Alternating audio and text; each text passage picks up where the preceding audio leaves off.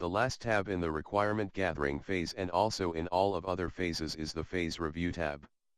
The purpose of the Phase Review tab is to concisely specify the deliverables comprising the design point at the end of the phase. The expected output from the requirement gathering phase is a complete listing of the customer and engineering requirements.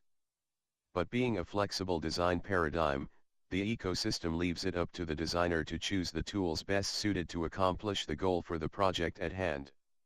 The user can either specify the location or import images into the location column. The completed column for the default deliverables is auto-populated, in accordance with the content provided. The explanation column is, in part, intended for capturing test-related observations from the early design phases. Before moving on to the next design phase, ecosystem encourages the user to list test-related observations from the requirement gathering phase. Finally, by referencing the deliverables in the schedule dialog, the user can assign a date to the deliverables listed.